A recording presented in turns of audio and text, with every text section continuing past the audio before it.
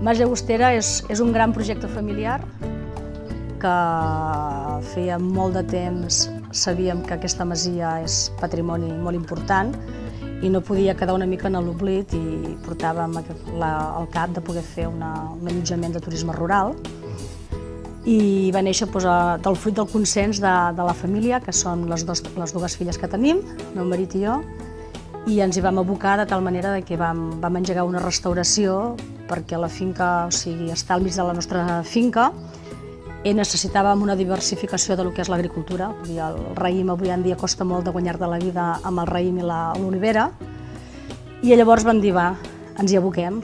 En els moments més difícils ens hi vàrem abocar i estem molt satisfets de com ens està sortint el nostre projecte. Per què?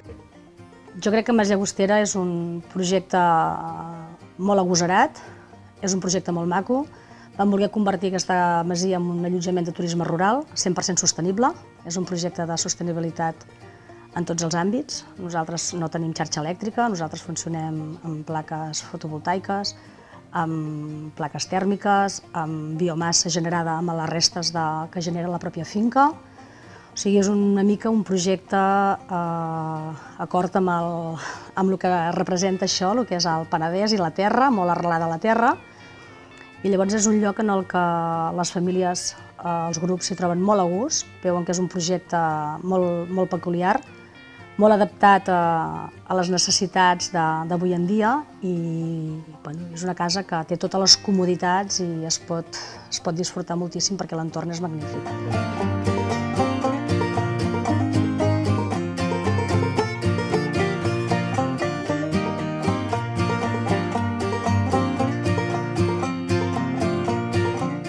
El mas estava pràcticament en un deterioro, estava bé, és com és ara, les parets mestres hi són totes, però ja començava a tindre dificultats d'estructura, les teulades, es havia de fer una restauració bastant gran perquè de l'any 36 que no hi havia viscut ningú. Pràcticament només s'hi venien a fer calçotades i a l'època de la recollida del raïm, al setembre sí que t'hi estaves aquí uns quants dies, però tenies arreglat una mica la cuineta i les dues habitacions, res més. Llavors vam tindre que fer un gran esforç.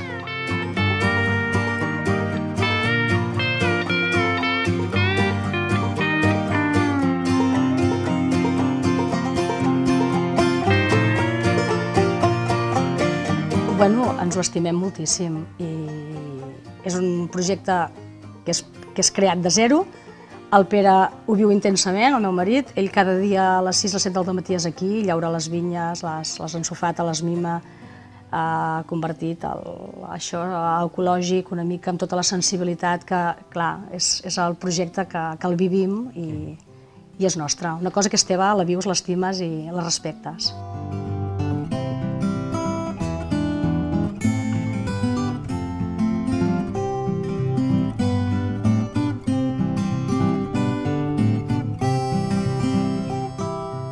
La gent que ve aquí, cada vegada més hem detectat que la gent que ve aquí sap on ve, sap el que vol, participen de... O sigui, si el Pere està al tros el van a veure, vull dir, a l'època de collir raïms doncs tenim les tisoretes d'aquelles que no tallen molt perquè s'hi puguin iniciar, no? Quan està fent altres treballs també hi van a veure'ls, si venen nens intenten a veure si els pot pujar al tractor, a l'època de l'oliva estan molt interessats, volen anar al molí. Tots els que venen aquí, pràcticament el 90%, van a bodegues, coneixen el territori, fan tastos, veuen vida aquí de la zona. Crec que saben molt bé on venen, a l'època de les calçotades volen calçots i sempre els calçots que nosaltres els oferim són d'aquí. Els hi aportem aquí, el vi que beuen és d'aquí, el cava que beuen és d'aquí, o sigui que participen moltíssim de tot això.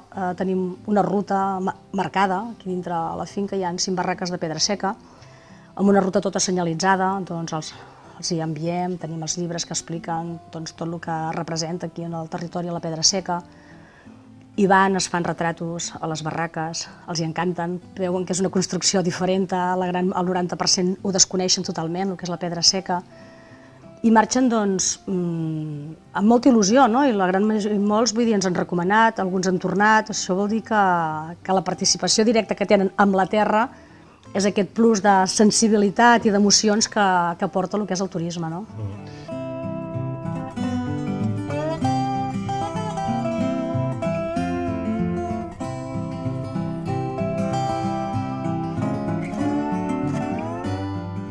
Jo penso que és un salt qualitatiu que s'ha fet, ja portem aquests últims anys, malgrat a vegades el respecte aquí costa de trobar la sensibilitat.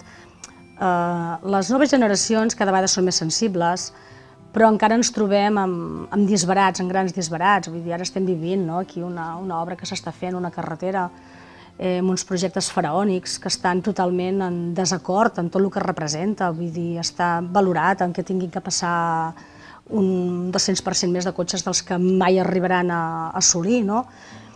Volen fer talussos, rotondes, coses. Els polítics s'ho miren des d'unes cadires allà dalt, com aquell que això no ens toca, no? Com si no els importés les destrosses que es fan, però la gent d'aquí ja comencen a tindre una sensibilitat diferent, vull dir, ja fem aquell retrato perquè dius, ostres, aquest retrato que sigui una pantalla perquè això es pugui preservar, no?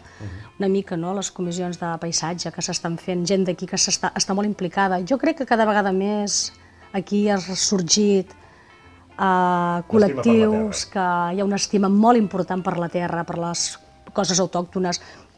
Això que tenim de recuperar aquestes varietats autòctones, aquestes bodegues que ara estan d'alguna manera recuperant aquestes varietats d'aquí, el sumoll, que semblava que es havia perdut, aquesta malvasia de Sitges, o sigui, aquestes coses tan ben fetes que s'estan fent, és perquè ha sorgit una sensibilitat, una estimació per lo que tenim, no?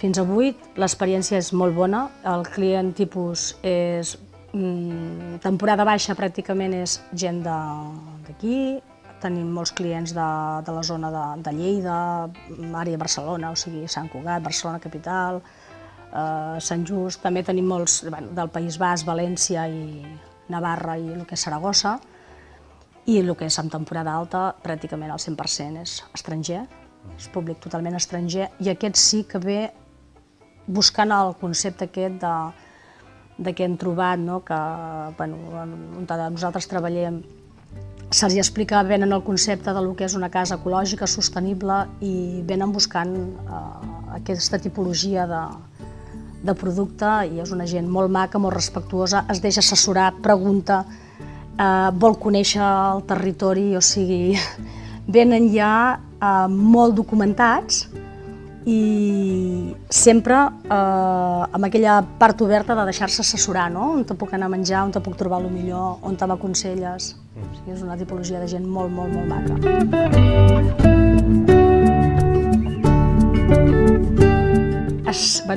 Estic convençuda que el continuaran perquè se l'estimen de la mateixa manera que ens l'estimem nosaltres, l'han creat de base. Si el projecte és el que és, són perquè elles estan al darrere, són elles tenien el coneixement de poder fer tot aquest projecte sostenible, són elles qui han ajudat a fer els càlculs, el que volem, com ho volem, què és el que necessitem, buscant tota la infraestructura necessària. Llavors, jo crec que estan implicades, elles parlen idiomes, el meu marit i jo, per desgràcia, doncs ens entenem tan bàsic que pràcticament necessitem d'elles perquè vinguin quan ens arriben, fem el check-in amb els clients, i no ens han fallat mai. O sigui, quan una setmana l'una, l'altra setmana l'altra, o sempre la mateixa si convé, vull dir que la que té disponibilitat doncs, és aquí, rebent els clients, parlant amb ells, guiant-los, o sigui, acompanyant-los, fent les rutes de les barraques. Vol dir que si en aquest moment, l'edat que tenen aquest grau d'implicació, vol dir que aquest projecte té continuïtat.